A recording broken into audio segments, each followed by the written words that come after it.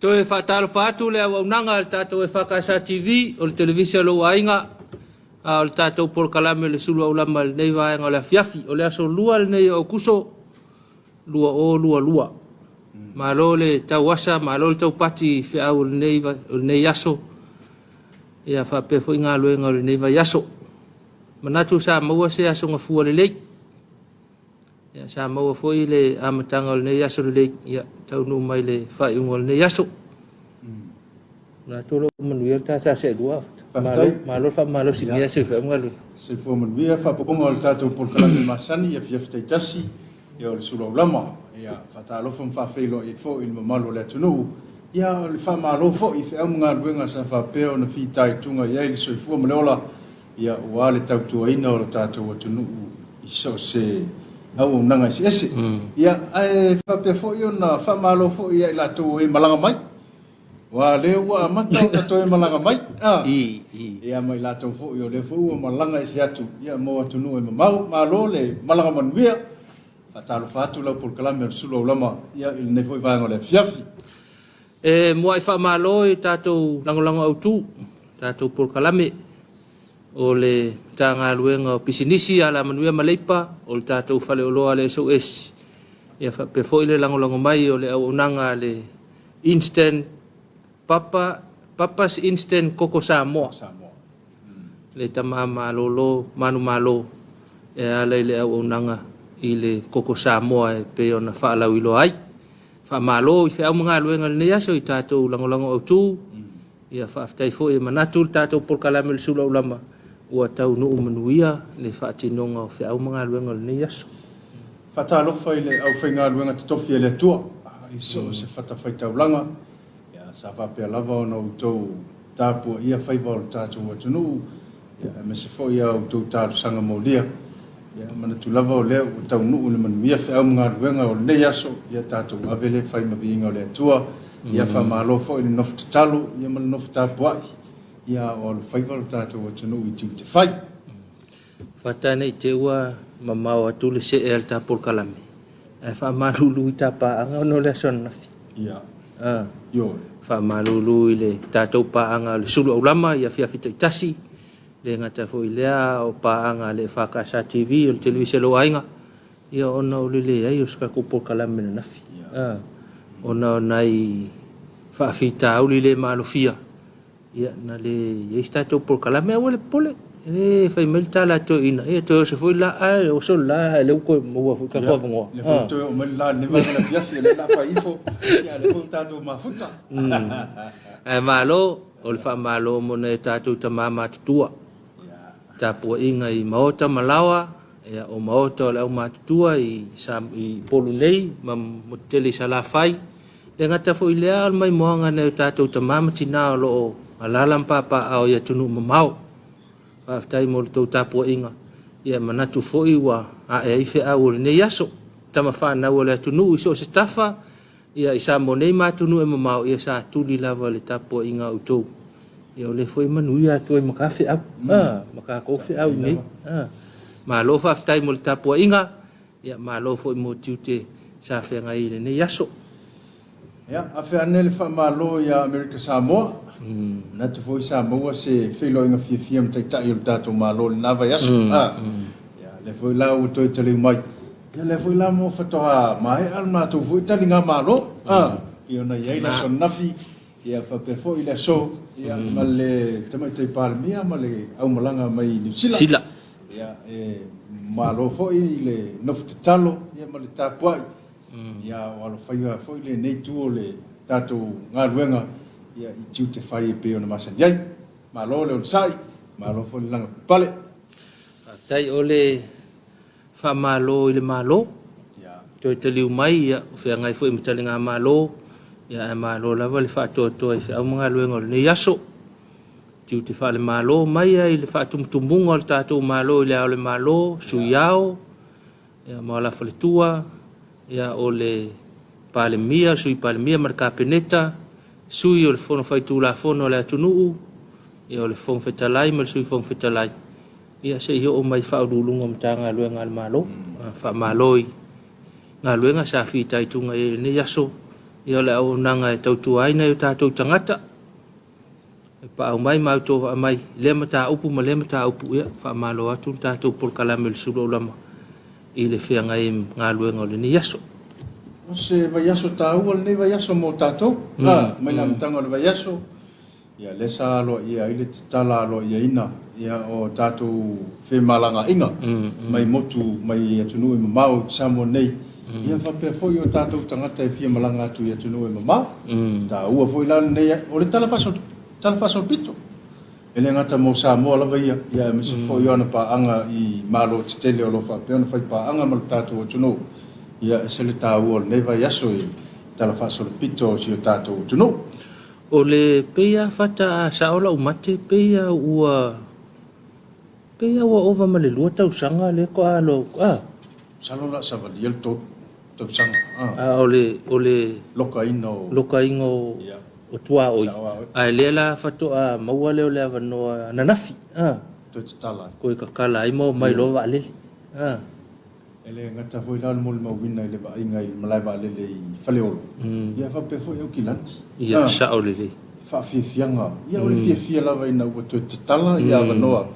Fia sia ia i mamalo tato tunu. Ele titita penanga o le fa malo ile pulenga o tato malai va lele. La o fionga le ofisili. Ia fa pe foi ia ofisili lango. Ia malai foi nga luenga ato malai va e teleta penanga sa nga fa male. Male a foi. Le afionga le pule male foi nga luenga ato. Il fatalingo malanga mua na o mai. Ma tua fa fei loa e le fa fei loa e foi le tatou le ngato o fa fianga. Fa pena le ngata foi le fa malo i le mtanga luenga o tangata fa mai moa. Sa nga fa foi la tou ma le tele le ula le fa solo fa ula le sa fai. Ia a se o te langona o se me mana ia telefo. Fa fei loa i mana i o tatou tangata. Ia ma e ufo. Ia mu ia o koulenga o mai valele. Ele ngata foi la le fa filo i o malai valele. Ia fa pe foi falten malo. Wa le taimi mua le foko a ko e tau nu o tu ai ni malo. Ia mai fa foi falten malo. La so. Le foi la foko a kala i va inga masani vo ia tai pe fa fianga. Ia Afiafi. Ia le vai inga o le uli o vai inga o po. O le la to talai me mone. Mana ia awa o pa uia au fata. Ele kilipina maua mai fa fianga ia na fai o malai vale. Na la fo mai statou paanga. Awa ngalo anga mai se mai mo i si o ka koku. Ai a Maria fu ia kaska malolo. Ka ole sa ilipe mo. Ia mana ia. Ya ko me le so ka malolo nga pe Ia mana ia fu. Mana ia nei fa fianga na ia ole fa ula ale tanga luenga o tangata fai mai moa fa malo atu le ofisili pulenga mal pulenga ya mal fa nga luenga ato i fa pe foi le ofisili pulenga mal pulenga tato mal balil fa nga luenga ia ono nai nga luenga mana ia sa fa tino na nafi i le tau no le lo pe ke o mane va ya so le fa fe lo ia malanga yo ma o malanga bomu malanga bomu vai ko fe ku fanga ako le lo ko ke fon fa ya i po mo pase se uma ia i mai fafu ya ko lo avela ato sa ko lo ako ma ia ole me piko ma ia ole piko le nga seki me ka ko kema ia le usole nga o nga seki mai ai o kolo e kolo hule le va mulfangu mal malavale te mi sa la lo vale ku so nga ko nga mo o ngala mana ia foi le faso ana ia tatu sui foi na o i pika o avel fa ma fa le media mai fafo ai o ka ko lo toi fale ese le ta o le ngale fui fai tatu so ta wala kusa ia le vai ngale mai fafo o ka ko foi le kusa le me tu ai ia ma fai interview mo me fa pena vai uma ko foi il vai ngala ai fia ngai ia ka fia ngai ia ta tu ma no ta tu afo no tu fale mga nga fa beon fia ngai ta foi ngai mga ku fa ku mana ia sa o le ia ele avea foi le mai fa fo me mai piko mai lo mo o mai lo fa ia mai la le media nga mai fa fo O le mea kongoanga lenga manga i ka ko kama lenga ave. Lenga seki mai o i kolo. Mana ia. Wa ile ia se singa pisa ko ia lenga o koala ua ia o i kolo seki mai. Ia manga ia langa mongo pa o le vale le ke mila lena. Ko i manga ia le. Ia fa maloi le au fai pisinisi le wata ua fata ia le au fai tali malo. Ia manatu ia o se vainga fou le afia du fo i o malo o le fa fai loa. Ia e fa malo atu ia te ole fai lo fale o loa o lau pisinisi o le alto inga pisinisi fa malo atu i tapenanga le yaso lau maketi le fai tafaala lau tamai fale o loa le fai tua o lau piliki le ta o lau fale insinia o lau ngaluenga ka muka le fai o nai au nanga na ia va alua ma o nanga malo tanga luenga tau tu ai nai tatu tangata fa malo atu tatu po kala mel Suluaulama au lava ni ngalo ya oi au ni ngalo ya o lo sao le ai le tamau ai nga male tamu fainga o tatu atu no ilon tamau ai ia fai male fa maoni fai mal fa maoni o foi le o nanga ese a po fia lava le o nanga o lo fa peon nga lue ai ia ole me pito sila nta ua ia fai mal fa maoni tai fa malo ya te ole au tau tua vai le fai ona ngalo le fa malo ia le tau tua ina na tatu ai nga le ne yaso to ina ole maumanga ale la fumanu ia fa pele fa ngo tainga le ngatai fale le ngatai lea o ngasesenga ese le tai mi male tai mi le aso ia wa foi na ia tina e lo tau lua ile o nanga fa tau tua vai fa malo atu tatu Suluaulama le va ngole Afiafi malo la manga lu ia ele fai ni tala inga luenga ie e fai le tala il tangata tau simatua e wa a fa akusa le kupe ma fa manguyanga ie ave ia ke la ngonga e alu kupe uma o le o fa manguyanga la uma kua ele na tamai fa malo atu ia wa foi meu fai fa tino le yaso ia pa wa meu ngata le fa ta ia ena fo ia to ta penal tangata ia wa foi ia ngaluenga o le fa sanga mai ia o le foi le tiute mai faiva ia fa pena la von fail tato vai tau nei ia mai tato mai so sa una o le ale meu tongi o le ale meu fa tino ia o le fai tau ma ko le kwa fata fai tau laso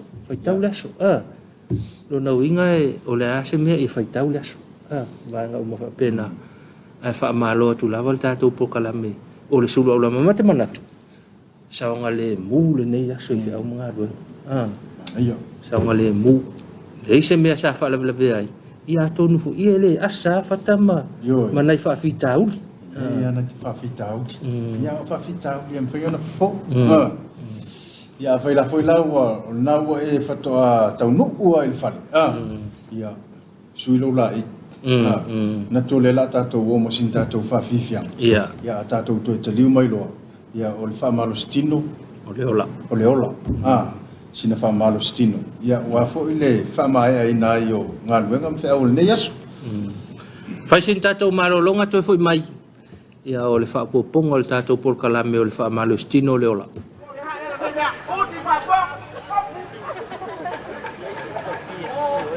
Samoa.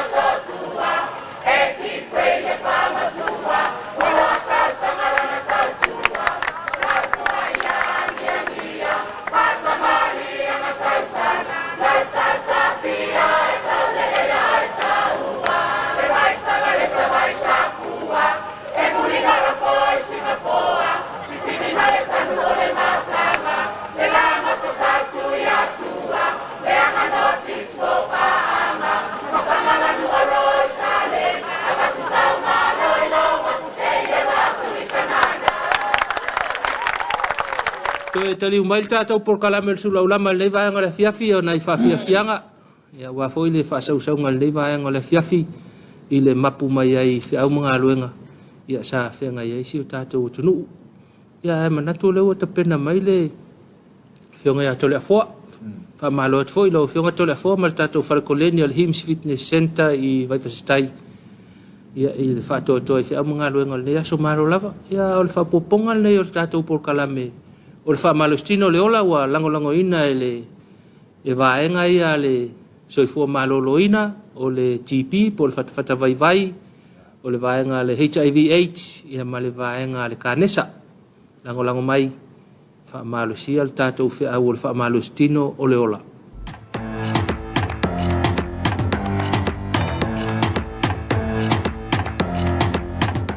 Nga saure urol polo whapea ia makarong whai o wai has Hela lusi o vai, as, lua, tot, pa, lima, odo, fit, vad, lima, sfut o ila kong fa umila kik kai.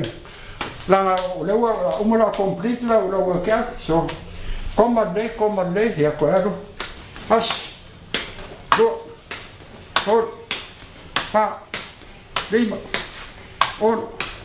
Feet, vad, iva, sfolo, ja, one more, on sa, kau ket, on sa, ja, pas, lo, tot, va, dim, on, feet, vad, iva, sfolo, ja, nawa kang hai mai, ile kau ket leo, o lewa complete, kako fakfaka. O lima langa e lako ile koko koe whaalusi a papeo ngai sa sale ngai ngoi ki ya ngai vai aska mai kanga ngongi fafo kiaru ke fai me ai ya faftai exercise is life Famalostino o le ola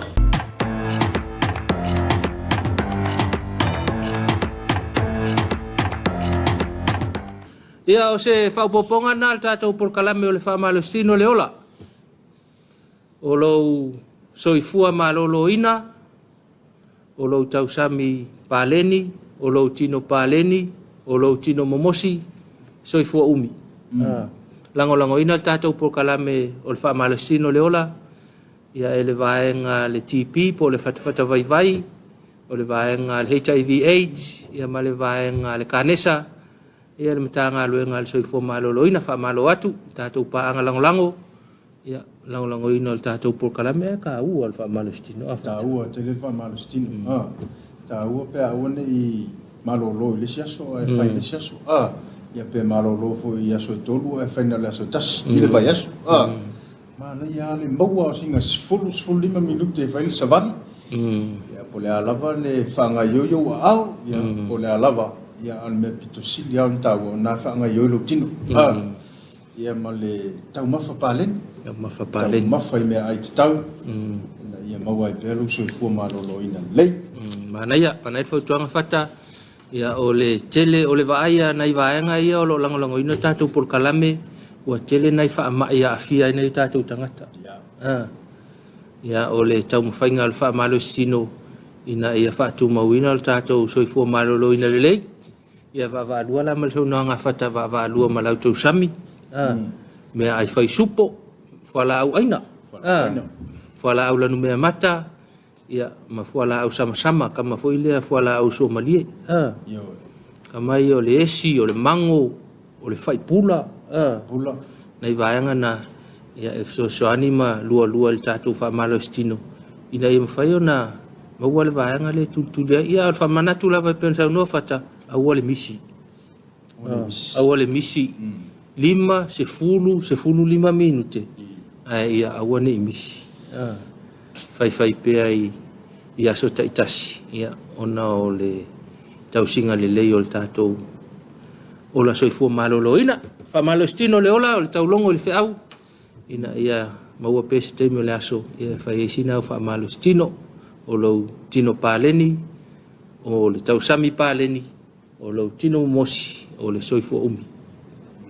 Manatu ia o le toi afe ane le whamalo al tātou porkalame ia I whanawa onga. Sa whia ngai fo I maa onga le nei aso. Ia whamalo fo I au nanga ese a li imtamai tai whaia onga o li imtamai tai pule. Ia me se fo I le ofisa tonu o le ofisa wa onga I Malifa. Ia afe atu le whamalo al tātou porkalame le nei aso. Malo le ngā lue. Ia malo fo I le ono sai. Ia I tiute mawhaiwa sa whapeo na whianga iai.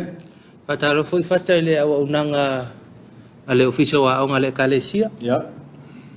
Ia le ngata foi leo wa onga le kalesia urua onga ma sunga I whai onga, sunga I whai au, whapefa le tua. Ia, ona o le ngālu enga whitare ne yaso, malo lava ngālu rue. Ia le ngalo o tau tātou porkalame le Suluaulama, whamalo foi mo unanga ese le kalesia. So se kalesia, whamalo atu foi tātou Suluaulama le vanga le Afiafi. Au nanga le tātou kalesia mai ai I utualii, o le urumoenga, le whalemataanga, o le kolisi whawhaiwhi au. O le tātou whale le mitusi, o I tātou whunga whale ono, ia o le tātou whale o le ofisa kerisiano, o aong kerisiano, ia mawaenga ese, e whaatalo whaatu tātou Suluaulama, whaatalo whaatu lau le whontele, lau whionga le taitai whono, ia whapea fulsui taitai whono, lu faltua, o le whailau tusiao au, ma le teutupe, mo lu faltua.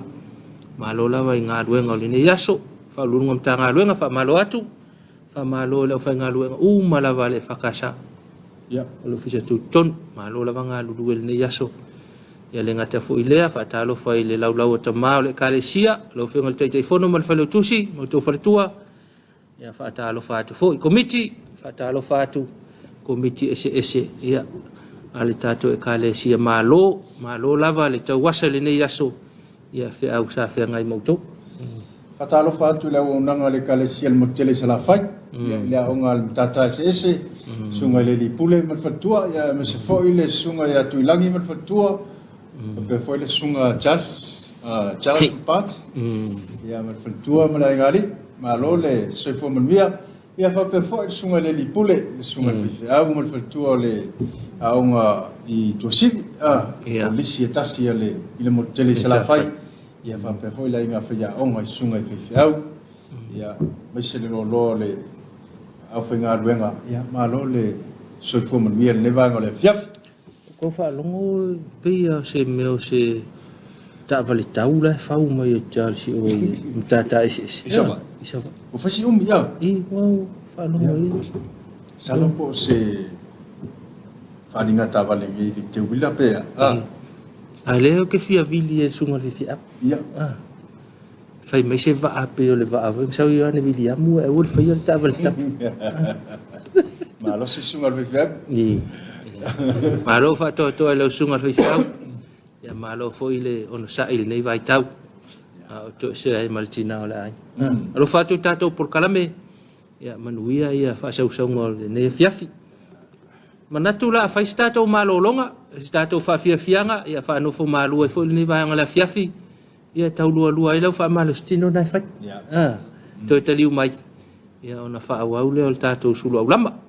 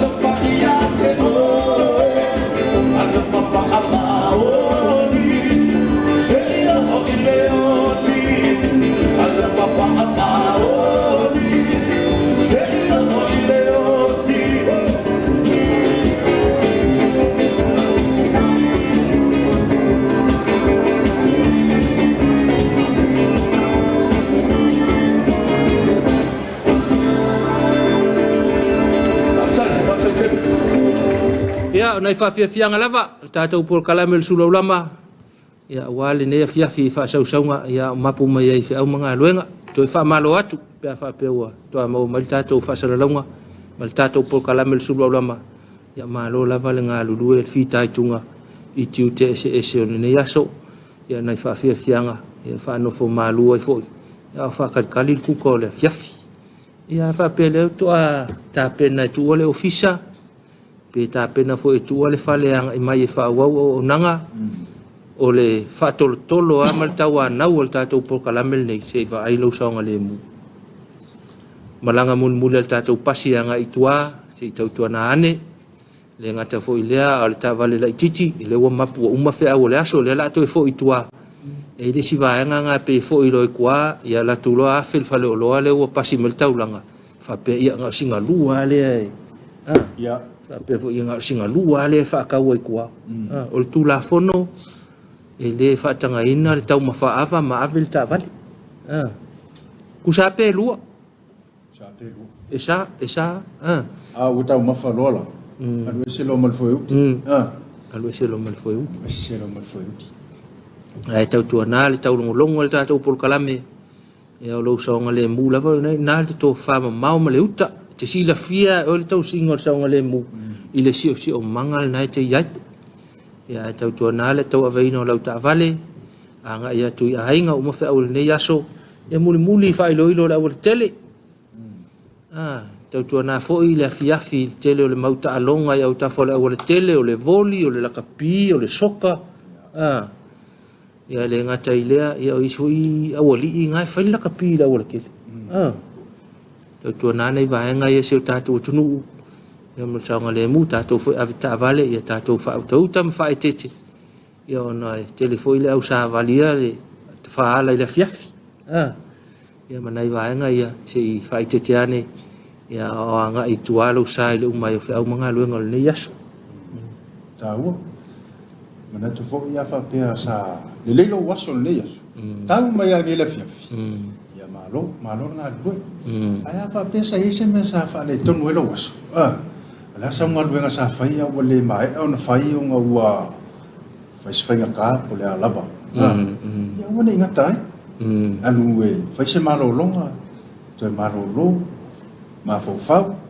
ya ko sa lo le tai o ko mo ma fo fo fo ya ko fa wa wa ya o le fi mo fi ya ta tu fa mo be le nga ngore tu so so ma ya fai mo fi e me fai ta ile so fo mo le o lo ta tu no Natu ia lo toi mamau ia ona tatu tapena le mo tatu sauninga roto ne Afiafi ia o tatu tofi le Afiafi nei ia o sunga fa fenga ia le sunga ia la au le pona titi ferretti le fa fenga le fa kasa Newland I Wellington o tatu tofi na le ta o ne va ngole Afiafi ia wa fo tatu sauninga roto ia tapena yelo so fua ia me se fo ia o tatou atunu ia au tatou sauni mo sauninga lo to le Afiafi nei ia ai o la e fa fonga mai mo mai ni se o tatou pespesenga ia ma siva fale nganga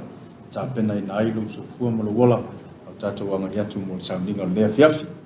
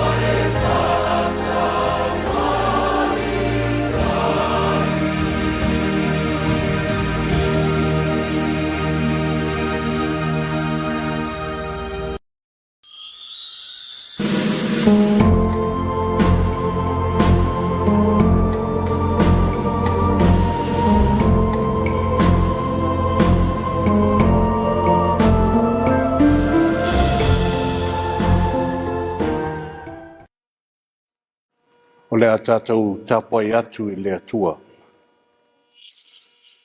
O sa I le atu foi I a Solomona o tupu uma o le lalolangi, e whaalongo I lona poto na tui na mai e le atua I lona loto. Se o tātou titalo mo le nganga pa ia. Fio mai a nganga pa iae, e taitu o luaina lo mātou whātau waa ma le mātou vai vai.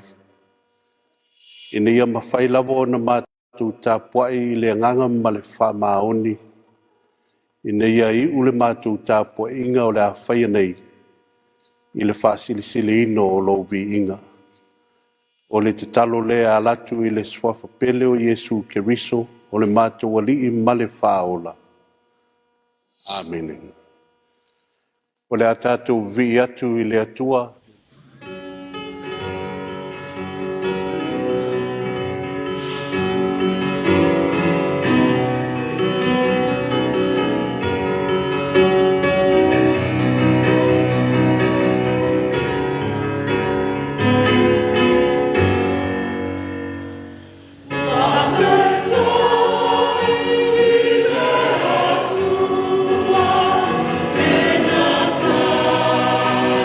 To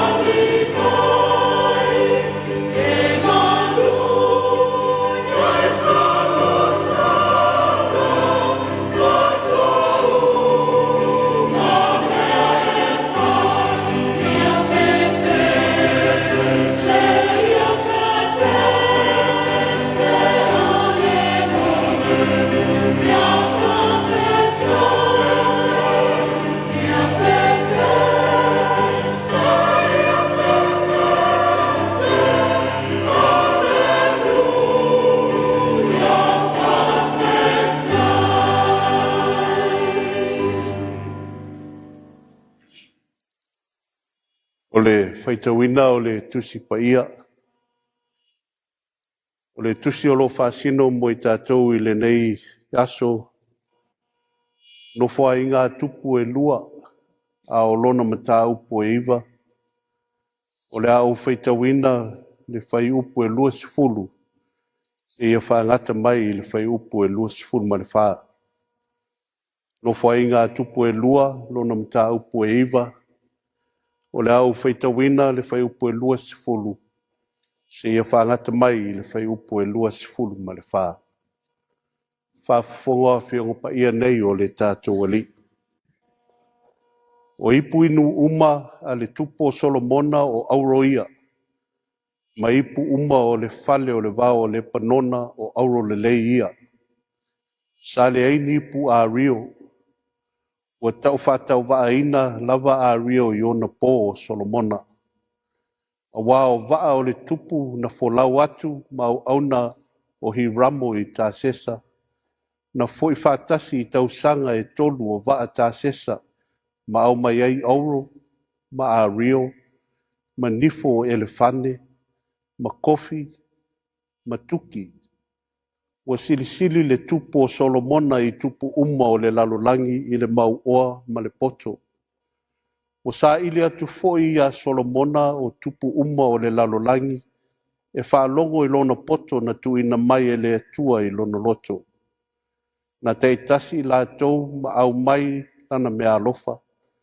O ipu a rio ma ipu auro, ma ofu, o a upenga, ma mea manongi, o solo whanua, ma whaalata, I lea tausanga, ma lea tausanga. Ia whamanuia mai lea tua e ala le whaitawina o ana whionga pa ia, ma ia tu maupe lava ia te ia lona vi inga, nei se ia o I le whaavavau lava. Amen. O le launga le swafa mamalu o le atua le tamā, le alo, ma le nganga pa ia. Amen. O le amau le matua o le launga ma le tusi sa whaitawina, no wha inga tupu e lua au lona mata upu e iwa.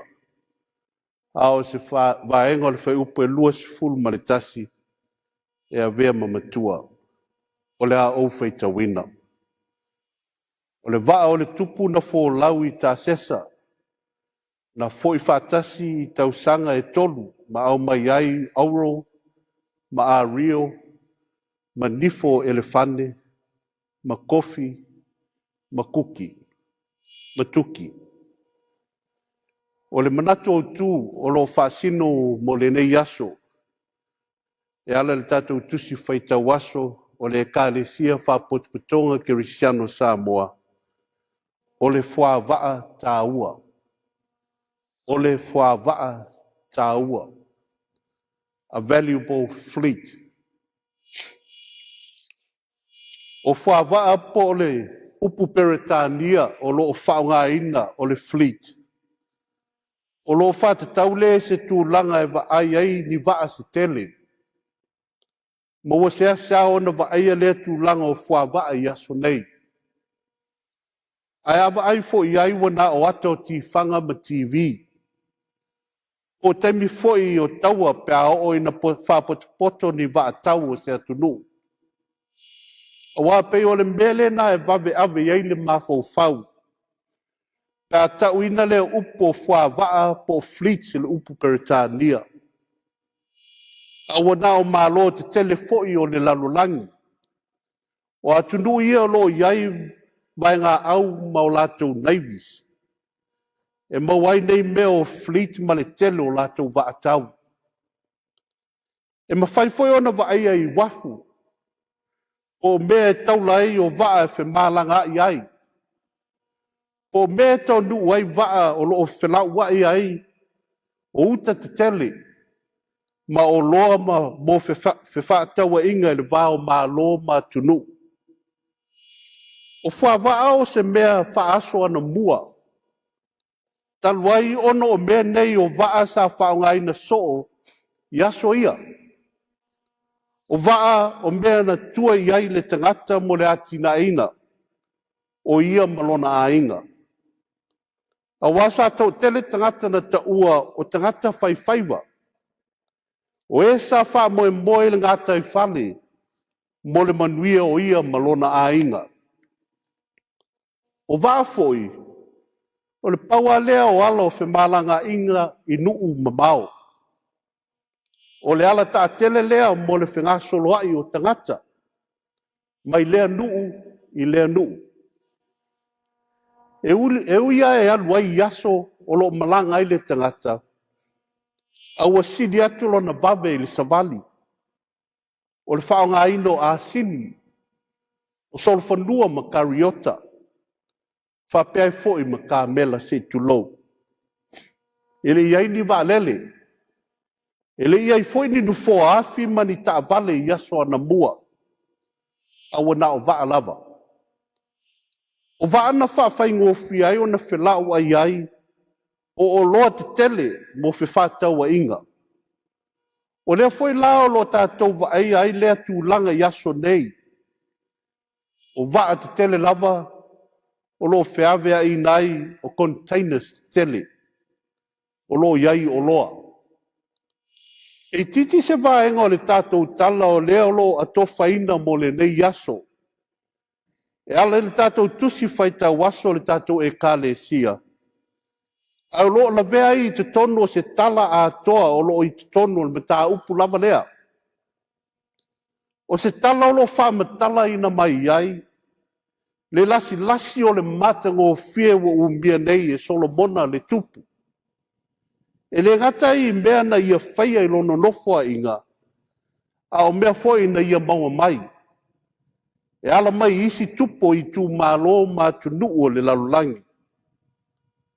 O le tūlanga lau i loa o le tupo Solomona, o le ngata i tonu o lona lava nuu, mo ona nuu tua oi. Au o atu i tulu ingo le lalulangi. O longolongo a tala ave winga ia Solomona, o ana mea tō tino, o loa matamau a inga. A toa i male mawai o lona poto ma lona atamai. O le whamauninga o lea mea, ina ua whapele tu stala ua sili le tupo Solomona, i tupu uma o le lalolangi, i le mau oa ma le poto. Au le ala foi leana lo lofi mai ai tupu o atu nuu. O tai o i tu malo mai nuu ma mau. E le ngata le fia whailo ai le neita ngata i ngoi a Solomona. Au le fia wa ai o latou mata ma le latou wha mori mauina. Pe moni mea wa latou wha longo i ai. I se vaenga o le tātou tala sa whaita wina. O lo wha pe ai wa sa ili atu. Solomona i tupu umo le lalolangi. E wha longo e lona poto na tuina mai e le atua i lono loto. O le mea mua lea e fia whaatau aina. O le whae aina o Solomona e afua mai ono o le mea lofa le atua ua tuina atu ia te ia. O le mea na ia talosanga ina mai i lona atua ma le atua tali manao ua ia whamanuia ai i lana au auna. O le whae aina lea na tuina e le atua i lana au auna. Ona ua sao le mea na ia whaatonga atu i ai. Ua ia mawaile oa wha le mafau fau. E ala le poto ua mai e le atua. Le ala ua se ei ai nei, o ia le tūlanga sa lei mafau fau ina. Ua veai o ia ma tupu e sili tupu uma. A ua sa ili mai o ia e tupu ma e ua maua lunga o lātou lava tūlanga. I le fia wha longo i le poto mai le atua. O le foi le wha moe na malanga i fuai le tupu fino se epa. Ina ua longo tala o ia e winga ia Solomona. O na manao ai foi lea o ia se ia tofo ai i le tupu. Fia wha longo foi o ia i si tali mai ia Solomona. ma le poto o le atua wa ia te ia. Alu se epa mana mea lofa, o mea o pitu sili o na tā ua ma le tangatai lona nu. Ai wa whate ia se epa ma mea wa whitai iai nei ma ia. O mea wa sila ma wa ai o na mata. I le mātonga o fia o mea na whausia e Solomona le malu o le atua. O le manuia na sapi ai o ana au auna. O le sili atu o mea na tauia o ia e Solomona. Ma le whaamalia ina o talia Solomona i ana fesili. Mea ia na ofu ai le tupu whawhine. Ngā ngana lo se epa i se tali o whaupunga o tātou masani ai. Se wasili atu mea wa ovai ai. Nai lo o mea na o whalongo iai. Ai lava na wha lunga se epa e sili atu lo nai lo Solomona. Au e loa nei. O le poto o le atua lea ia Solomona. E sili atu le poto lea i le poto le tangata. O mea sili ma tā ua. Mo ia ai o mea ia na whao ngā ina. E Solomona mo le whauina o le whale o le atua. Sili atu foi le manuia o lo iai ana au auna.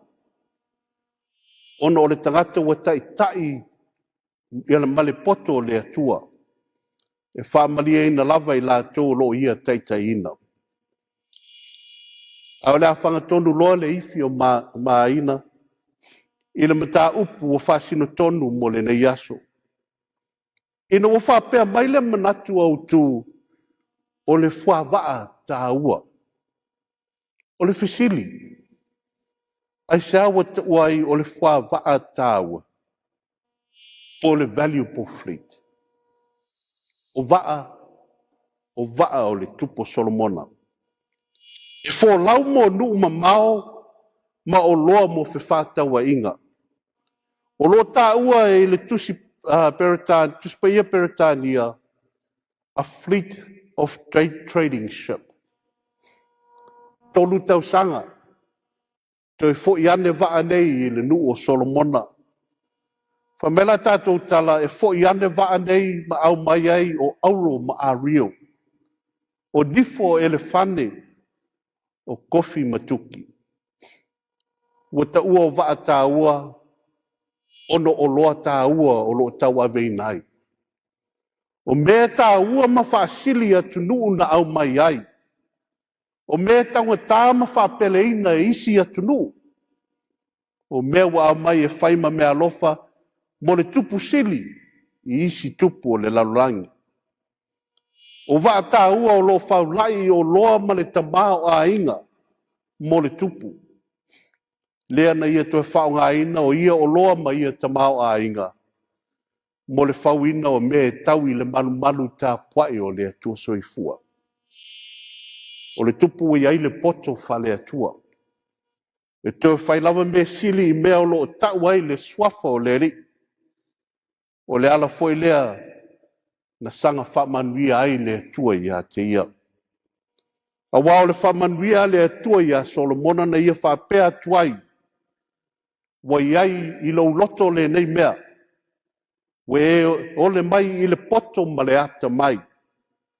Ina ia e mawhai ona e whamasino ina lo nu. O le melea, wa fo ina ia te oe le poto ma le ata mai.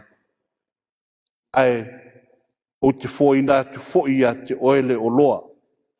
Ma le tamao a inga. Ma le malu. O le manuia whao popo lea a le atua. Malona wha maoni i ana folanga. Lea ua ai nei lana au no Solomona. Ai a tātou mafo whaulo loto i se whe au whale nganga. O loa mai tonu o le tātou tala. Ma le manatu au tū o lo whama mawhaina mo le nei aso o wha waa tā ua. O na mawhaile o na tātou whapea.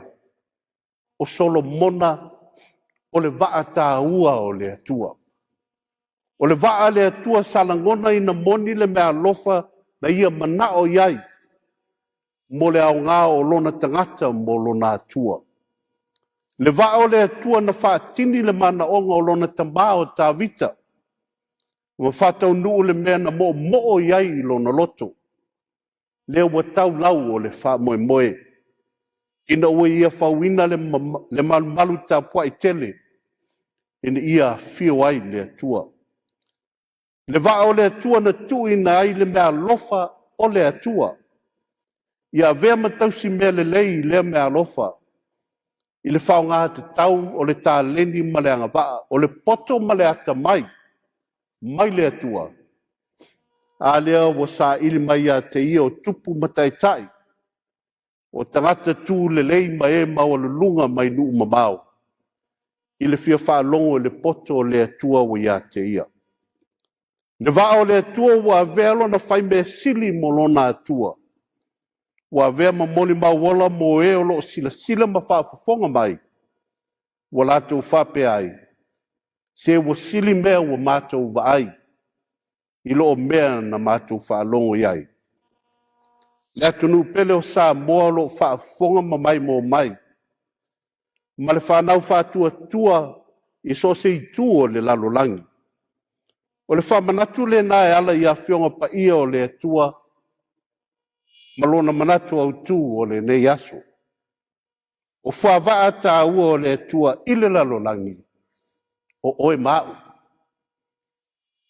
O tō fie tātou le atua e vea ma waa o lana tala le lei. O whātofu sia I tātou iana mea alofa ese. E le ngatane ia tausi mea iai. A ia tātou whao ngā ma le tatau. Mo le whao sia ina o lona tino I le laulangi, o lana e kāle sia. O vaa e tau aveina o lana misiona, o le mea lofa sili le tala o le whaolatanga I Iesu, mo le whaolaina o anganga o tangata. O vaa tā ua whale tangata I tātou mo le atua. Ine ia velo tātou soifua ma le ola tautua, e whai ai mea sili, I le mea ngata I le mawhai. Mo le vi inga o le atua. Ia vei tātou ma waa tā ua le atua e whai mawholinga wa aia keriso manu maa lo I le laulangi. E le ngata le tātou ola tā lai. Au le tātou ola I yaso whai so. A wao le tātou wala wina ma le tiu te tau ave le nā. Manua ia tātou le maa losi ma le ola. O le tātou muli lava le nā I tūlanga ao le tātou ali whaolo Iesu keriso. O I o le whateita inga sili o le waa tā ua o lona tamā. Ona o taimi maavano umana whao ngā mare te tau e Iesu. Lea na tau nuu lava I le sā tauro mo le tātou whao laina. O le waa na whaingoa ina o le sā vali o le while mū. Na o mai a waa tā ua o le atua.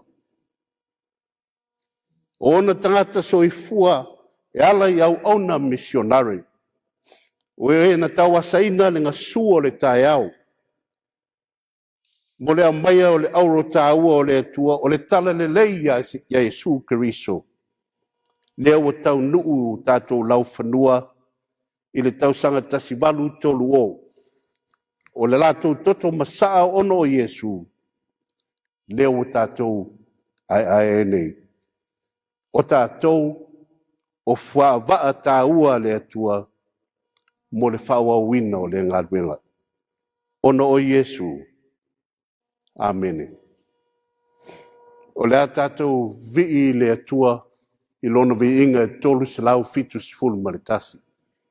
Tolu silau fitus full maritasi le vi inga o le atua le tātou vi atuai.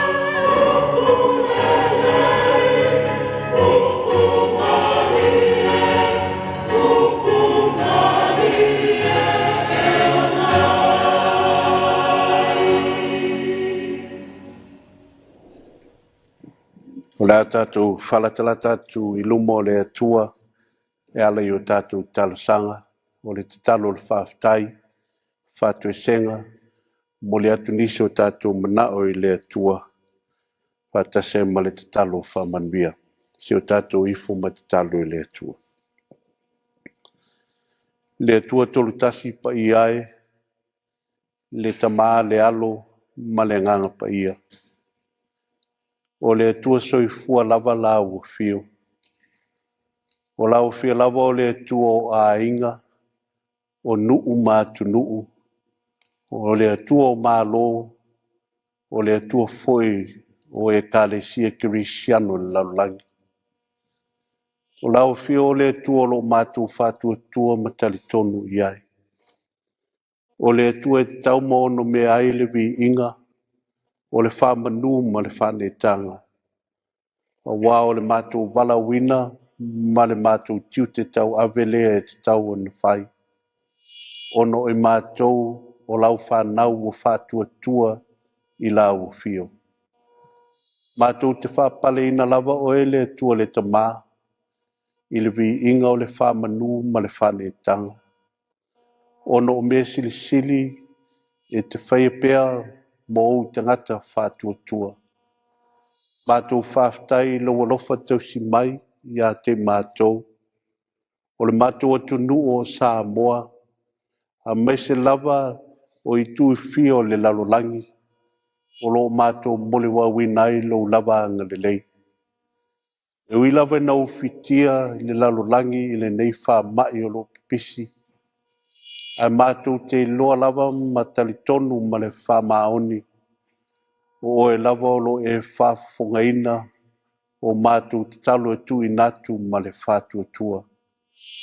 Whaftai tele le atua le tamā. I lo lava anga le lei wa mātou au li ai le nei vai tau o le tau sanga. I le mātou fō launga ma le mātou malanga wha le soifua. Mātou te whaftai I lo mea lofa fua I fua, o le ola ma le mālosi whafowina. Mātou te whaftai ona o lofa o ngā ina o le tangata whatau waa. I ala ese o lo e whinangalo I ai le atua, mo le vi inga lava o lau fio. E le meo lo e whali ai lo lofa ma lo wanga le lei a te I mātou. E le ngafa tau lima ina so mātou tala. Wana o le whaftai lava mātou te whafoi atu. Ina ia whapale nai oe le tua lo mātou tamā. Mātou te whaftai o no le tuspa ia. Mātou te whaitau ma whalongolongo iai. E mai a te mātou le upo le ola. E vea ma whaatonu folau I lo mātou o langa. I ala te tau na mātou savavali ai. Mātou whaftai o no lo wanganga pa ia o le mātou fisoso ani sili. Sili o na mātou whaftai o no Iesu ke riso. O lo mātou alii ma le mātou whaola e tō tasi. O lona soifua pa ia no ofo I nā ato toa mai. Na maliu ma toi soifua manu mālo. Wa mai e a te mātou le avanoa I le ola e whapabau.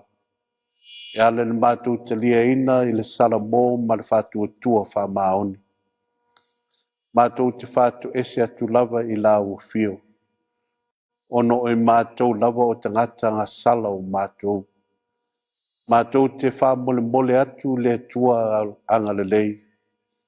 I e whamangalo I mātou I o mātou se maanga sala uma.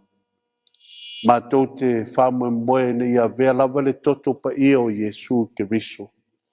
E whama mai nai mātou I o mātou whale tonu uma. I e whaia se loto fau ma se loto mau. A mai se lava le atua I e whanau fowina lava o mātou tangata. Ina ue a whio tu mau I whina ngalo mo mātou loto. E whaia I lau pule whai tō tasi. Mātou te wala awatu mo au whamanuanga. I a whamanuia si mātou atunu pele o Samoa. E ua vea matai tai o le mālo. Melato foi o lo vea mataitai o Ekalesia Cristiano le laulangi. Ai le ngata foi lea i au tangata anu. Ia iai au whamandianga lo mātou atua. I le mātou malanga wha le soifua o lo whaia nei. Ia mua au mamuli au. Ia mua mamuli muli lau fio. Tau fi mawina le soifua mo le mātou wola. Ia au lofa mau au anga le lei. Meise lava le atua i le nei wha mai o lo pisia i le laulangi. O lau fio lava e te whawhowina lava lo mātou wola. E pai mai foi lau wha mālolonga i o mātou tangata. Le tua tātou ia malawa fio e le angai i le lumanai. O oe lava e manui ai mea mātou te whai. A ia mātou loa lava na whai mo se vi inga o lau fio. E ale le soifua whātua tua o tangata. O mātou te talo ia le atua. Whātase ma te talo lo e le loto le tangata e ofo i natu ma le whātua tua. Ina ia whai e pia lava lo fina ngalo. Ai leo mātou loto. A wāwa latu lava i le swafa pelo Yesu Keriso o le mātou alii ma le mātou whaola e tuatasi. Ai e tu maui o mātou lunga. Ma lunga o lau whanau i le lalulangi atoa. Le lofa tu noa tele lau fio le atua lo mātou tamaa. Le lofa silisili eso Yesu Keriso o le mātou alii ma le whaola. Ie e mafutaina e mātou e lo wanganga pa ia. Nei se i o i le whaavavau lava. Amen.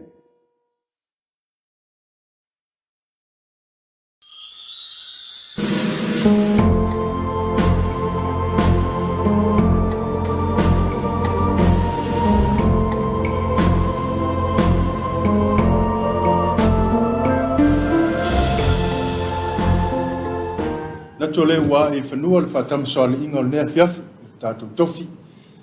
Pe ona ta pena iei le sunga i le whawhia ngainga. Le sunga la au le pōnā Titi Ferretti, o le whakasā i Newland i Wellington. Ia ua whawhonga fo i le tātou tunu i le whaau tau mōli mōli o lea Afiafi. Ia ta pena iei lo soifua ma le tātou wola. Ia o tātou wanga i atu mō le whai ungo whao mga renga le yaso tau ia nei alo whangia le tua i fōa i pēle mau tele. Sunga i whawhiangainga ma whantua, ia wale whianga i tofi ma tiute, e maise o leo la wala wina, ia mo le atua ma lana tala lei. Ia, o le whanga solonga o le tātou por kalame o tutoi o le vanga o le Afiafi, ia, nisi lawa whiao i o mea sa tutupu o lo tupu ma o le tupu, ia i tutono o le tātou lo tui whale, ia wafo i le sila fia ni mamalo o le tātou o tunu. Whataere ngata i le titala ina o le tua oi.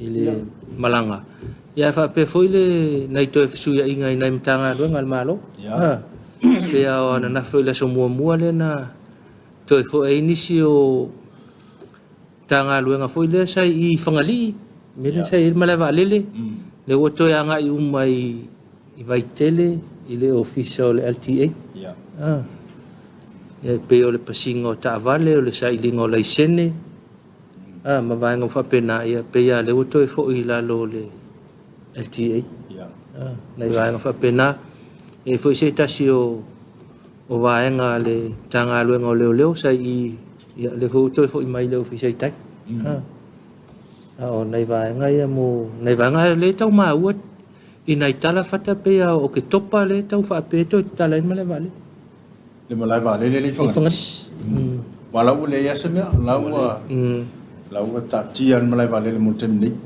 ya lo no ya la fanga solo por ale simele la fa ye ta pena mari ye ya ya ta fa pe tau no mal mal ya funa fa moi ya ole ta tu tala la ya na fi manei o tau no mai malanga le pale mio New Zealand mala na malanga fa fo yo tamafana ole tunu o lo ave minsta ole fa nga malo New Zealand o pitasio tamalanga mai male au malanga atua ya ato nu sa mawa se ayol malanga wale mawa na itala ole Ave foi ma le fa mana tu ino le ona sul tau sanga o le whengainga. O le whengainga po le ale ka ungol mea.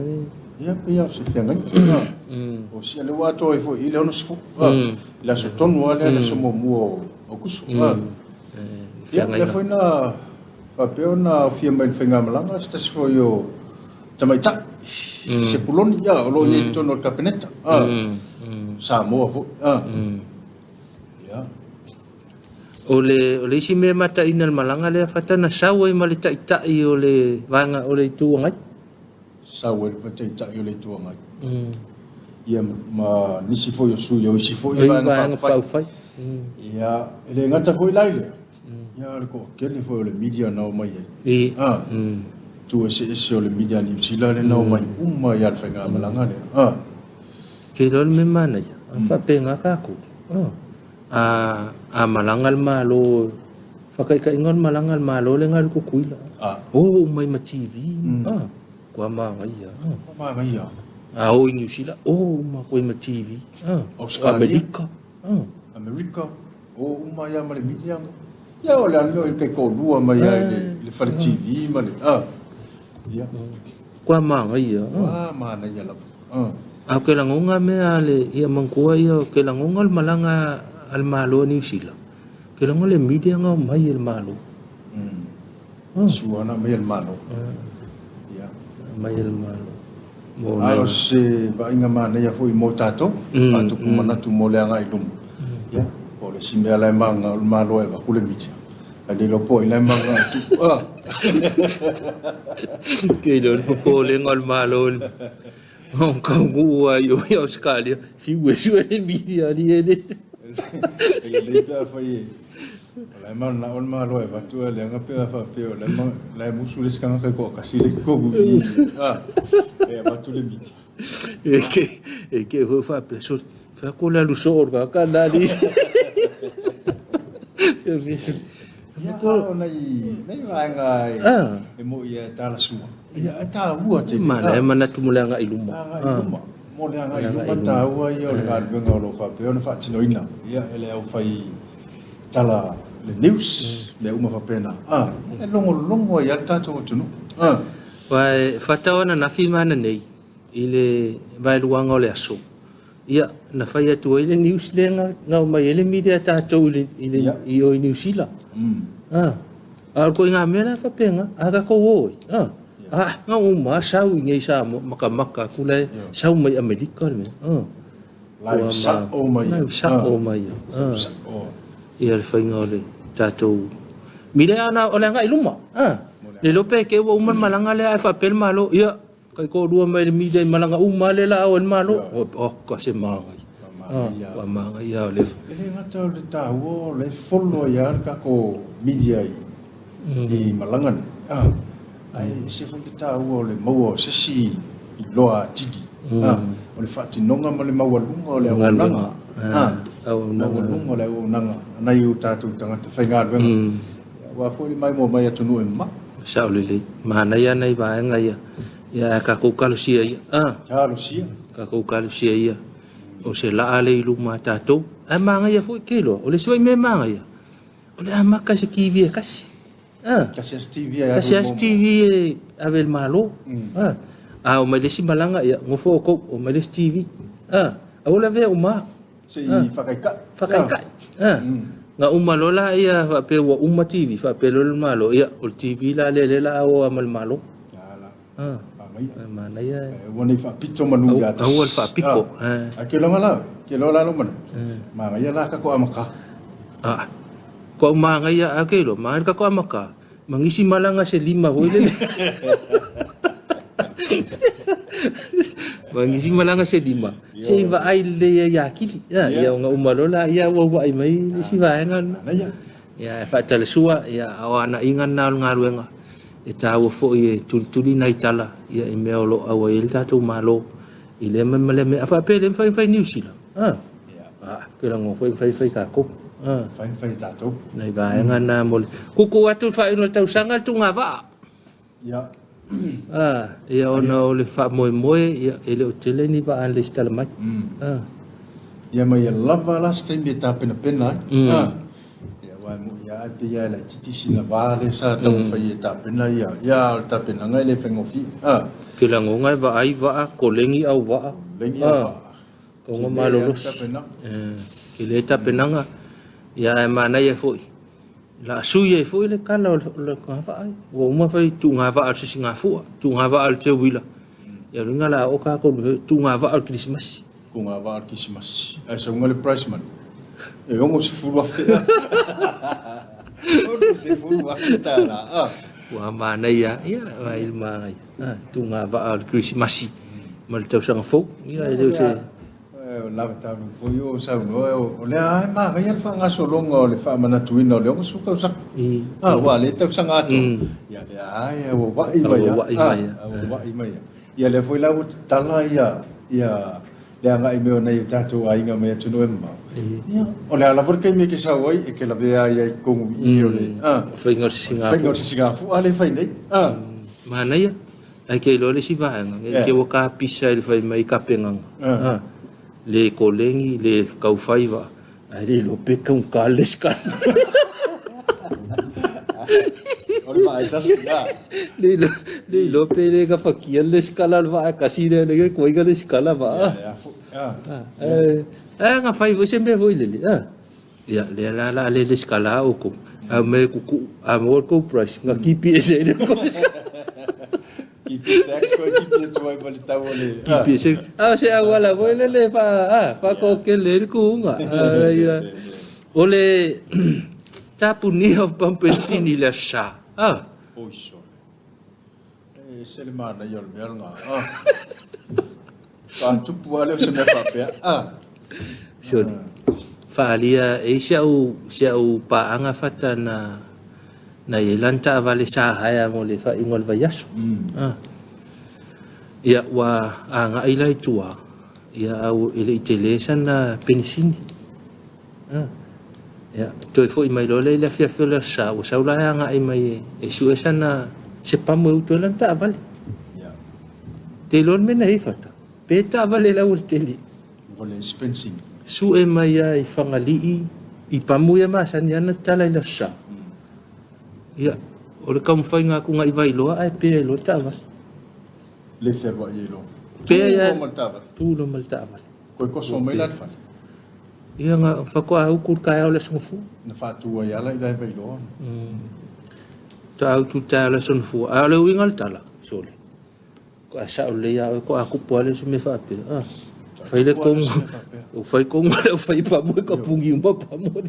Sei kakala ia le pengisingi kaung kai le masinga fōua. Ona o le pengisingi le kongu o le kai pengisingi. O le pamu. O le pengisingi o you like alela ko so mai fako a ko ya o kusu pensioni la pensioni o you like so fa o mame o you like ko mai fa le ya le o kuso e fa ha to e fa le ai me sa o foi la fai pisingi sa foi la to ya ma la fai mai foi la ko si fia ma o foi ma ko kupi la e sa di la to ai pe ya me ko ngala ka fai pisingi si le Ole local pengsigo yu la ye fa kau ya au kusur kong ka. Ya nai vai nga fa pena ia wa tapi sai foi tala. Ya ona te langona na anga o se aku ngui fa fole ku pole mele. Wo ka ko fa longo fo fa masingonga ni vai si. Sa le leia. O ya tala. Ole fa nga ino a wala fa sa mo ino ole upu fa nga ino o a wala foi lea awala le tala fea ngai ia e mauel pisinis ole sa tu la fono ole awale kau pule fa kasi kamai e walen fai mai o pamuya sama sanya na tala le sa mukwalo kamau wala sa e wale te maua ole pamuai ai pamule al mau ta Samoa le te tala ina lava le sa ya e pe na nga i nei tangata talo sanga pe fa ina te tala le tau ia langa le pamuala le ila ina mau le tala e le tatalaina e le sa. Ia kau ala mo le pamu na. E kau i le le. Ma sa no mai le matala ia le sa. A pamu ia ma sa no matala. Le o le matala. Ia. Ia lai nei tangata o lo fia wa ia utula to kava. O le plan foi le tangata.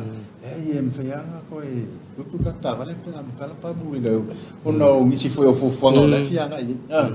Ia pangala ia wa velola le loka fa solo ato alpa io fare como a ko e foi le plan na sa fia fai o le ulu sa tele fa le veino fu fanga nei tangata fata tele nei pa anga bala umai ia tele fa le veino la to fe au ia ona nei tangata na tau e ave si fa le lave Afiafi foi le la sa wa umai ia tape nanga la sa ia le wo mai fa pe ka ko lo ave ko me lo fai ka ko fa ka pulenga ia ngale o mga mea mo le ko ka ba ia ona iwa nga ia tato no ai fo ina iwa nga lo ia i le loto i fale o si o tato e tunu i le nei vai tau tato ona sa ia ia o le fo wa to talai ia pamu ia wale tau ngo fia ful tau o pensini le vai tau lo na winga e sa o tala le sto ina ko e fo ia le sabati ta fo ia le sabati te fo il savali nei tami se ka ko ulu fo ilalo ia le ka ul pensingi ia ka ko fo ile ka va le si me mana ia se ilonga le me tau ko apunga ka va a fa pio ia alu le pasi pe ia le foi fi na ula u fa ia tava la pasi se si pasi si le tau le no winga u mai fo ia e fa ia inga ka ko ia nai vaenga na mole silfia lau tele fo tatu tunu ia manat fo ia nai simta upu silfia lau tele ia tawan fa leo fo ia tonu mawai manatu ia sil tatu tunu na tula tatu fo ia tu tatu potu tu ia mo nisi o fa silanga ia me se fo ia fa linga ia wa fo le no fosila fia malu tatu tunu fa salalonga ole tu umalo o ta Afiafi lolo matawama maliko tamai ole potalo Samoa ole ele malie ivai ole maae fafuai ngalu e loai le vai luanga ole tai Wow, Samoa, o le niu tui. O le waalama e whaau fingata. O le sami loloto. E le so ona whangota. Sa ngole ia i se tautai. Tulou na ia. Tulou na ia le pa ia o ainga ma lātou tama. O tama fo'i ma o lātou ainga. Leu so ngā pule matumua. E tō au ma lātaua. Ainga i le tai ma le va'ao whanoti. Tulou na le pa ia i taitaio e kānesia. Le pa ia i lau whaingaruenga totofia le atua. O lo tala whaauto i tā whauma o Samoa. E no manu awa Samoa. Tulou lamba. Ai mātou te whaapoi li lia. E pei o le whatalinga i le lofisao le tupu. Awala le mafuali i lau whaasausonga Tapuaiga Samoa. Awa o oio le whala tala mai le one sao le tui manua. Se ia suni i tini e tupua mamaota. Na tauilo ai manu o malo. Ai mātou te whaasila atu i le ama ma le whaalo alo tele. Le vala upa ia le atua. Ilona finangalo malana pule faito atasi. Le tuua o le malo. Elo mato uso. A o le tuangane pele. Le tama. Le fionga ya tafayufi. Lolo matawama maliko tamai. Le tuua o le malo. Elo mato tama. Le uso. A o le tuangane pele. Le fionga ya tafayufi. Lolo matawama. Maliko tamai. Ole ua malolo manu malo. Mai le tofi o le te akono toi ina. Na se e ai. Awa le matanga ruenga malua. I le kale sia whapotpotonga Congregational Samoa.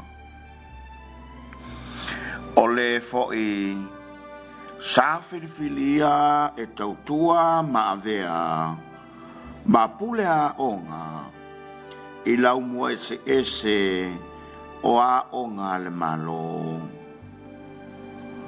Olea ua silu lana pelu ua e foi le langi le whatamasali inga mai le whawhao fita ma to'atu ngao le tino, ma leo langa nei.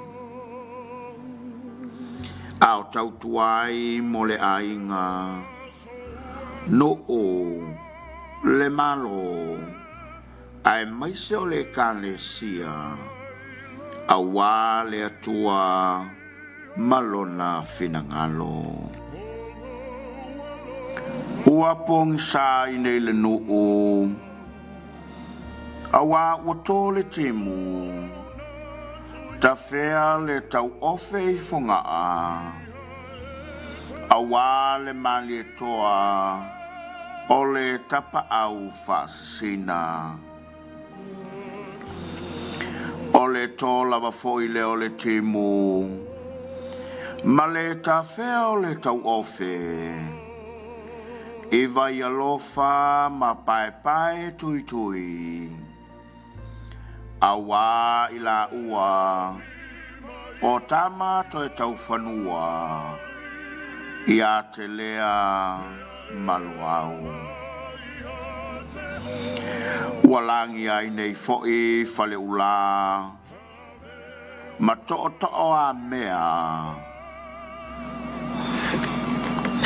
e susua yalo le mali e toa ya se upule no ia li mataunganga. O langi foi lea o wau tu moa e a whiai maupu. Ia niu le vaea matui maunga po. Tulona foi le usui o le fono. A wā le tapunu ia le atufale. Ma motu no male tangata fo. O le usui lava foi le o le fono. I le mamalu o le fale tolu. Uanga ul sai nei foi santu ala. O le ainga falangilangi. O le langi lava lea o Tapuaiga mamata ili. Awala fifio ai ono male au pepe. Tulona le langia o fonga le polo. Mutia tai ma fatu sama. E a fifio ai le maopuo na fanua. Le tapa au fasina male tauso. Tulona fo i le usui o le fono I malaitia. Ma fale seu e lala ta iai ape ma le matua ia tau au vea. A o seu su ngā fono foi I le whale fitu malo whale whasi to'o. Tulou na lama. O na toi sauninga, o le amatalia I le asolulu, aso tolu o au kuso, I lona sauninga whale ainga, e le tulai tolu I le Afiafi, I le malu e whakasa I whale ula. A mai alon sauninga whale ainga, o na mapu atu leo, lo na sai, lo na ainga I vai alofa. Mo leo leonga o le po, mato whai. O le itula se fulu I le tae ao, o le aso tofi, whao au kuso. O le awhai ai lo na sauninga tau mawai, I le malu e whakasa I whale ula. O lanai kalesia sa a pelepelea, whaasasango ma whamemelo I aila na tautua, a o soifua. A mai lea, na lango mawai lea ilo na oli sanga tu mau, ilona a inga I vai alofa, I whale ulalama. Talo fai e wa mumutu vanu maleala o le la. Ua le sua fo I le vai sa fai ma whaola totonga. Mo I matou I aso vevela. Ua ngautila le la folau o le vaa. Sa o tiwai o ngā sami loloto. E le tai e ua sua o e le ngalu e ua le fatisi sena a ua fati toto ina ua fa ia oe le tama sa tu I matangiolo a fai ai mo watu I le tino ele ngalo lava oe I loto manganga awa sa fai oe malau pola o le whaiva o taitatau. A o se tu numa foi na momoe I ai au o le sasanga pe a tapula o whaiva whale talalele. O oe foi o le puna vai sa samo iai le utunga tau whaafuanga lalo vaua. O e sa tuli matanga au so latou ai. A wā se manuia o ainga ma Samoa. O oe foi na whai ma whetu popula e tai ala ma tai folau le ainga. O upo le atono o le maliu ma le oti o le ala lea I le whau. A o le talitonunga mau tutua o le o kewisano whātua. O le oti o lo tātou whai totoa lea I le no moni ma le ola e whāwawau. Le au na le ie olo fale atuia I le matango fie o lo wali. Sainia le nei whasalalaunga e tu sitala livi tavae ai o lupo vai alofa tavae tu umayalu e peru laiseni tu sitala mai fea ata su e malo murivai ngā seata aso le atupule mika sola male malo asa Rebeka si poima le liee tiana ta ele. Le tina lo to whāwau o le atu whale langolasi ta vai. Ma le whanau, ma le ainga poto poto.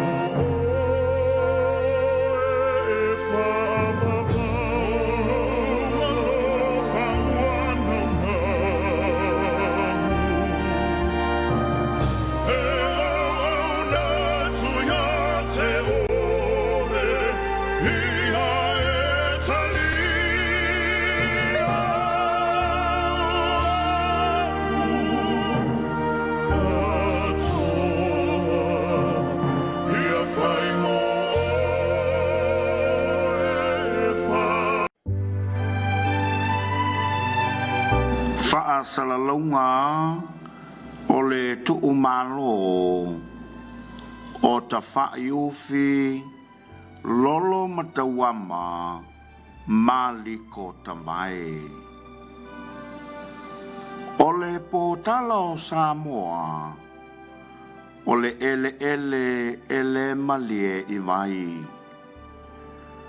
o le maae whaafuai ngalu e loai le vai luanga o le tai. Wa o Samoa o le niutui o le waalama e whaauwhingata o le samiloloto e le so ona whangota sangole ngole iai se tautai. Tulou na ia. Tulauna ia le pa ia o ainga ma lātou tama. O tama fo'i ma o lātou ainga. Leo so ngā pule matumua. E tō au ma lātaua. Ainga i le tai ma le va'a o whanoti. Tulauna le pa ia i taitaio e kānesia. Le pa ia i lau whaingaruenga totofia le atua. O lo tala whaauto i tāwha uma o Samoa.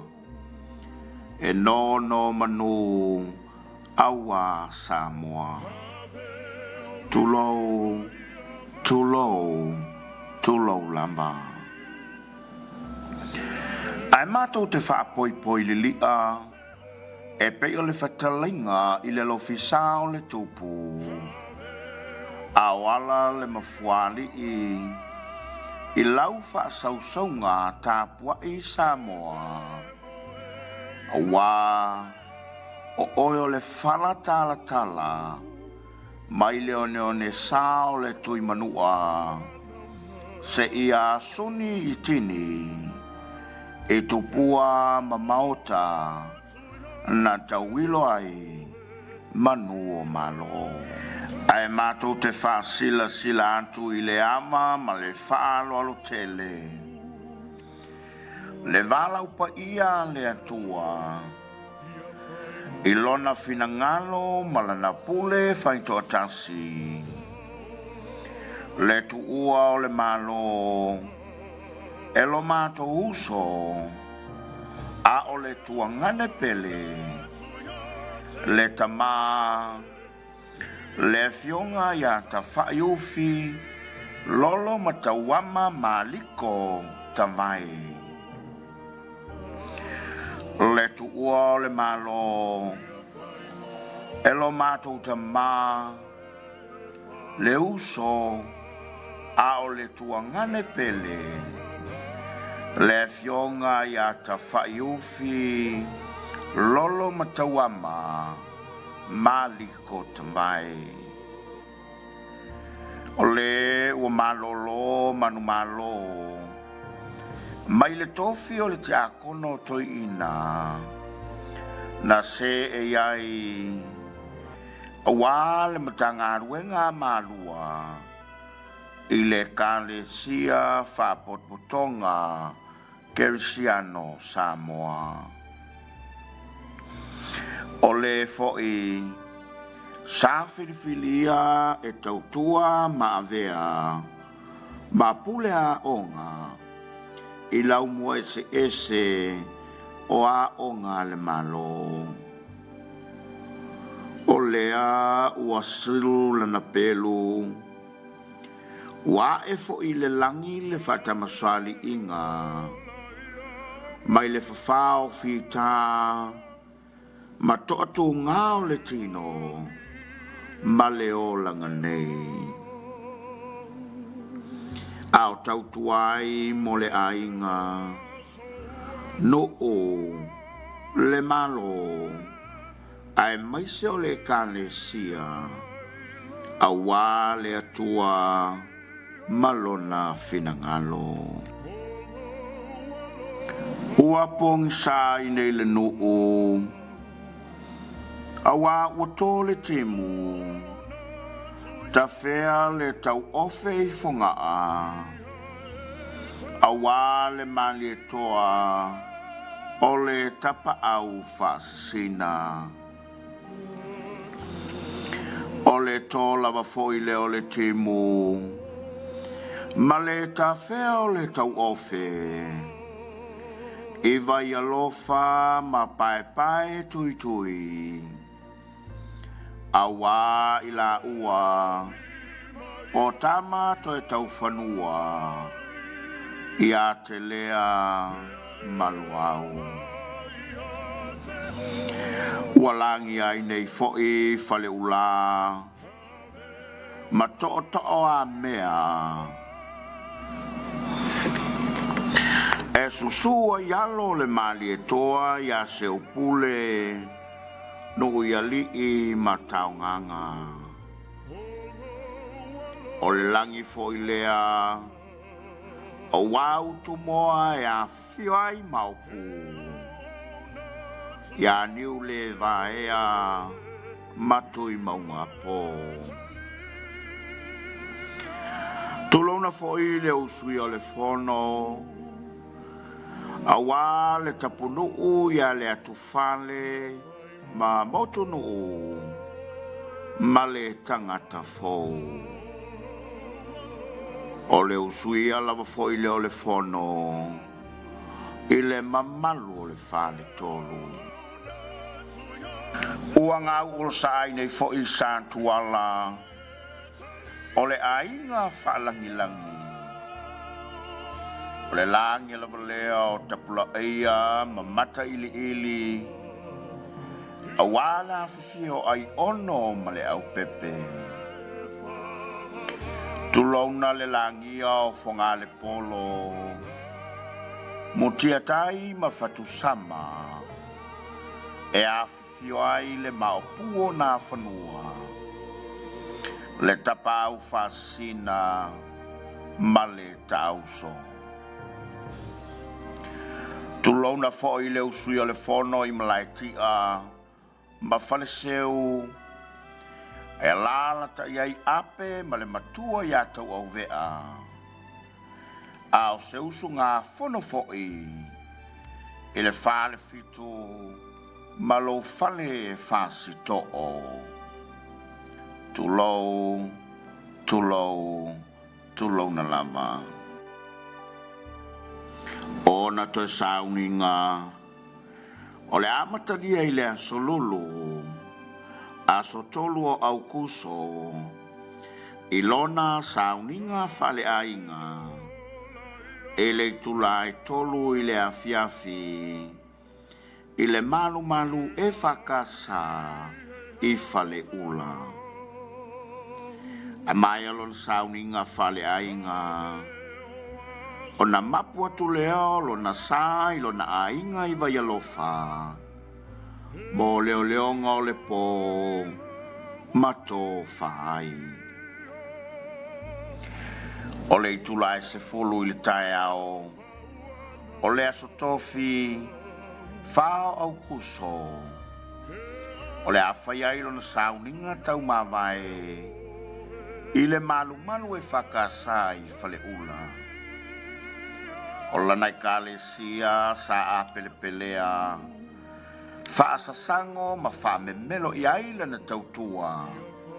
A o soifua. A mai lea. Na lango mawai lea ilo na oli sanga tu mau. Ilona a inga I vai alofa. I fale ulalama. Talo fai. E wa mumuto vanu maleala o le la. Ua le sua fo I le vai sa fai ma faola totonga. Mo I matou I aso vevela. Ua ngautila le la fola o le vaa. Sa o tiwai o ngā sami loloto. E le tai e. Ua sua o.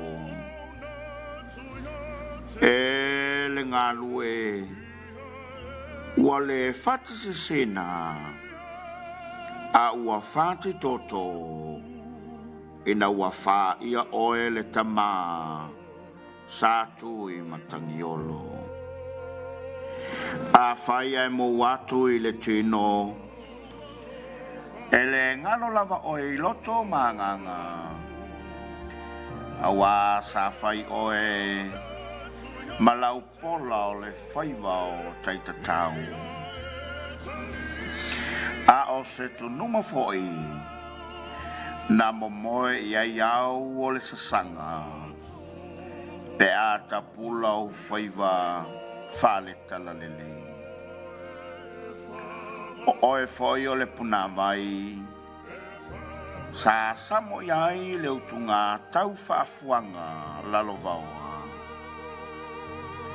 O e sa tuli matangau so latou ai. A wā se manuia o ainga ma Samoa. O oe foi na fai ma fetu popula. E ta iala ma tai folau le ainga. O opo le atono o le maliu ma le oti o le ala lea I le fau.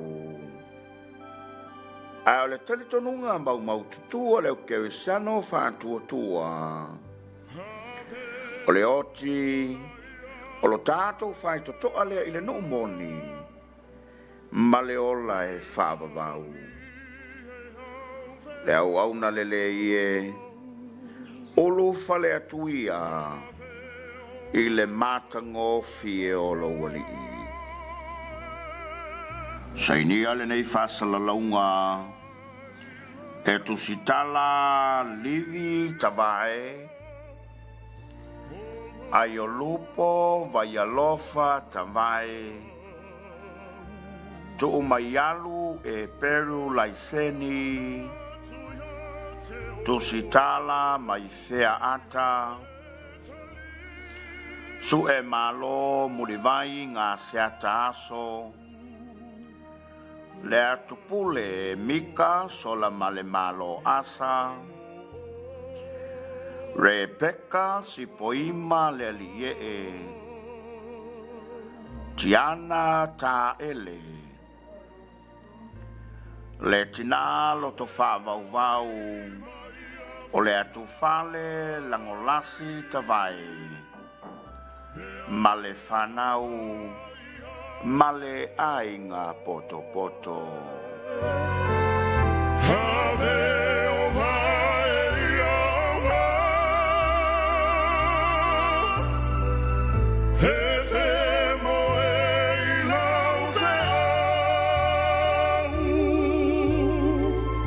Oh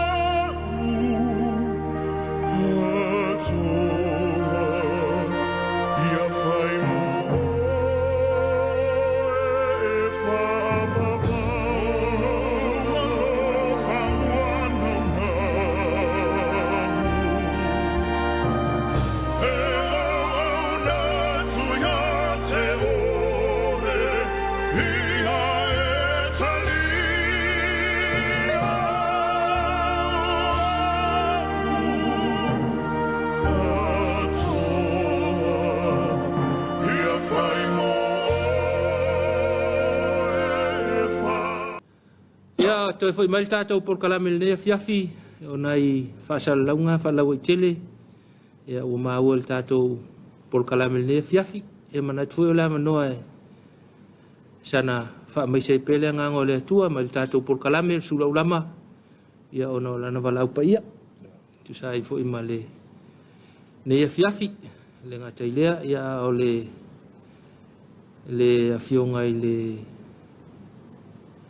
le tamatai pule o kolisi malua kolisi malua fou ya sanga fa mai sele nga o le tua no le fenga iai mara na wala upa ia ne vai tau ya au mai le nga fa ma fanfana ya la o fionga le tamatai pule ya fa pe foi le fanau ya ono le wala o le tua ne vai tau o ta fa solongo na tatou por kalame le Afiafi nei o le tau le tula fitu o le tātou Samoa taunongo pe o masniai le ai se tātou tala mai le ala ata fitu pe na iei tala vei whanua le ala ata fitu o na lo whiangai le vaenga lea ma le puenga o le tātou Commonwealth Games mo Australia le se tātou New South Australia mo le vai aso atole nei le na o lo whiangai la tau ma le vaenga le na ia o le tātou por kalame le afo le valu o le tātou por kalame o le va ili le ato pona pona.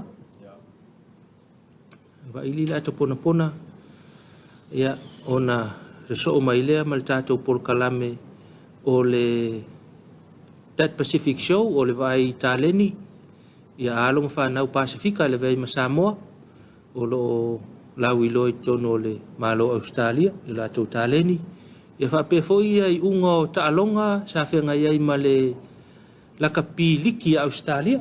I le whae ngol vai ason tenei ia toe sisila mai ai ia wafo i lato e sirfia i le kalong ia o nai por kalame na ia wha uma mai ai ma tātou watatifanga lango mai ai tātou whale o loa le PSL e wha uma e foi la unanga lau e whakasa TV le nei vai ngol po ia manatua tau mai le si ui o le tātou por kalame ia whaaftei tele mafta mai le tātou por kalame ia wafo ia whaasaunga te toi ne Afiafi o te talo le tātou por kalame tau tua nālu saunga le mu po whea lawele a iai tātou paanga ia tunu e mao ia tau tua nālu saunga le mu po whea lawele a iai au mai le nganga o le atua i whaasaunga le ne Afiafi a malolo foi ia au mai le malosi ia wafo i whea au o le asafo manu ia tele le ne Afiafi Samoa i lau whaasaunga ia o le taualunga le nā le tātou por kalame o le Suluaulama le nevanga o le Afiafi ia whale o pele ngā whaafitai lo tautalia ina o mātangata i maota malawa ia o le afo isa mātou wanga o le tautamali i lau whaafonganga ia malua vi whale lo whina matua atu lava i nā ia mangalo ai so mātou whane tonu tātou toi whiloi le tūlai lima le Afiafi atai au ia manu ia tele malo longa o le pō tau whaasoifo